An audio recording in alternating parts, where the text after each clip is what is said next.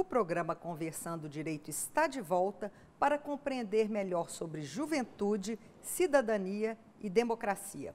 Conosco estão aqui o Dr. Lucas Andoná, cientista político, e o Dr. Otávio Pedersoli, advogado.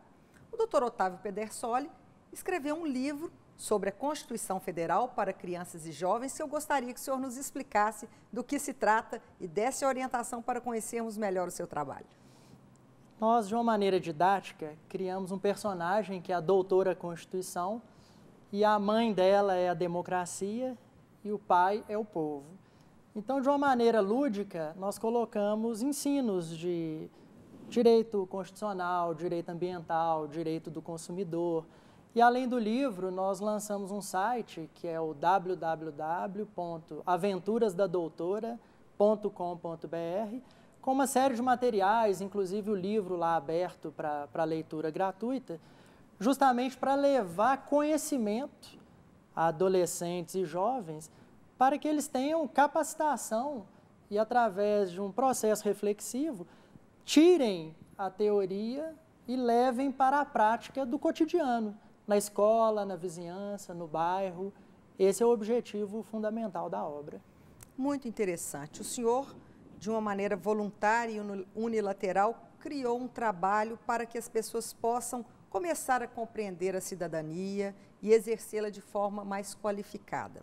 Eu diria, o senhor acha que o Estado tem essa função de implementar políticas públicas para que os jovens possam também exercer a sua cidadania de forma mais qualificada?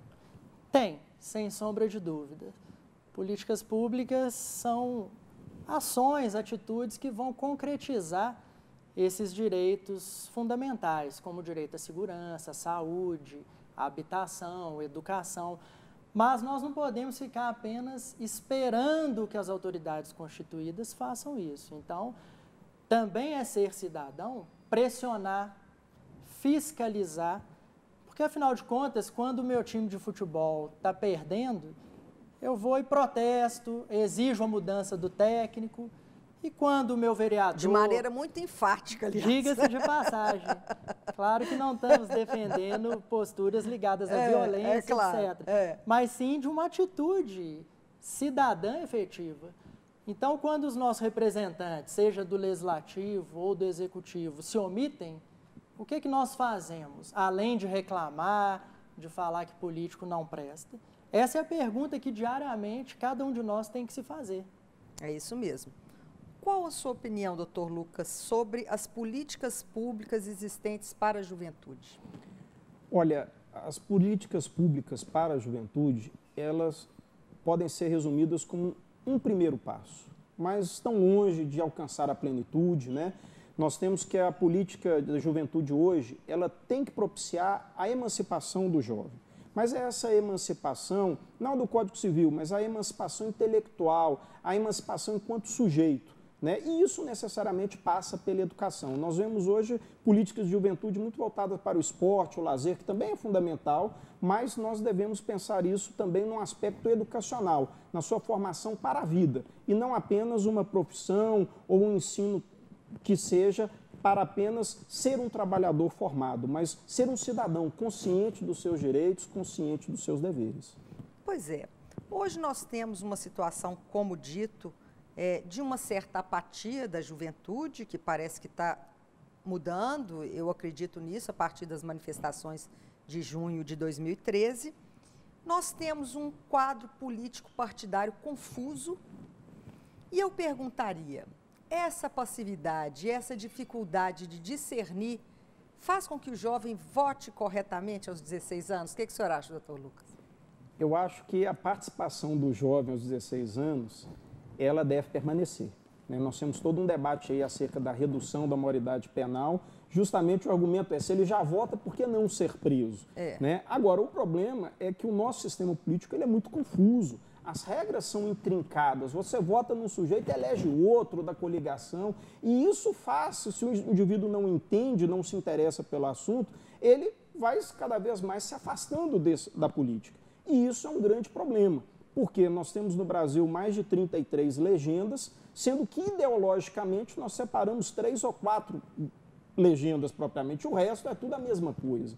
E isso dificulta, sem dúvida alguma. Se nós tivéssemos um sistema mais racional, onde o eleito permanecesse prestando conta aos seus eleitores, onde houvesse essa proximidade durante o cumprimento do mandato, seria muito mais fácil os jovens se associar à política. Agora, hoje, no nosso cenário, é extremamente complicada essa aproximação do jovem. Agora, eu vejo como solução uma aproximação da política através da internet e das redes sociais. Hoje, o jovem ele está conectado nas redes sociais virtuais e por que não utilizar isso em favor da política? Nós já temos alguns poderes legislativos que já têm até aplicativo para celular para você acompanhar projeto de lei, você receber por e-mail, participação de audiências públicas por e-mail, ou seja, são muitas coisas que nós podemos fazer, utilizar a internet, utilizar esse universo do jovem para cativar o jovem para a política. Acho que o jovem precisa ser cativado para se interessar por política.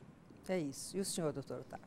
Concordo plenamente e creio que é preciso ampliar esse conceito. Então, o jovem precisa participar do grêmio estudantil, se ele está no colégio, do diretório acadêmico, se ele está na faculdade, porque isso vai dando a ele a noção mais clara de que política não é algo apartado da nossa vida. Nós somos políticos, quer queiramos ou não. A diferença é se vamos ser políticos omissos ou políticos participativos. E cientes de que o resultado da política vai bater na nossa porta, não é isso, doutor Otávio? Sem sombra de dúvidas. Não tem como escapar, porque vivemos em sociedade. Exato. Então, estamos inseridos no mundo político, independente de a nossa vontade. Pois é, agora eu fico me questionando o seguinte, nós lamentavelmente estamos vendo o país, muito caso de política se transformar em caso de polícia, lamentavelmente. Eu penso, será que o jovem está enxergando isso como o início de uma grande modificação ou ele está pessimista, achando que no país é todo mundo assim mesmo? O que o senhor acha? Doutora Célia, quem viver verá, Realmente eu gostaria de ver esse procedimento. Isso é uma rotina da democracia, isso demonstra que as nossas instituições estão funcionando, que apesar de tudo a polícia está investigando, o Ministério Público está apurando, e isso tudo tem contribuído para a consolidação da nossa democracia no Brasil. Agora, infelizmente, que confundir política com caso de polícia, como nós temos hoje, afasta o jovem ainda mais, afasta porque ele acha que todos são a mesma coisa, que todos são corruptos, que todos são ladrões, o que na verdade não é assim. Não é verdade. Um copo com água até a metade, uns vão enxergar que ele está metade cheio, outros vão enxergar a escassez. Eu sou otimista com relação ao quadro presente. Quando que a gente ia imaginar políticos do mais alto grau, senadores, por exemplo, respondendo a processos, sendo presos, tendo mandados de busca e apreensão em suas residências, empresários de grande poder aquisitivo também respondendo a processo. Claro que é preciso resguardar o direito de defesa, o devido processo legal, mas aquela noção de impunidade que faz muito mal para a juventude e para todos nós, ela começa a ser flexibilizada. Nós começamos a perceber que as coisas têm consequência.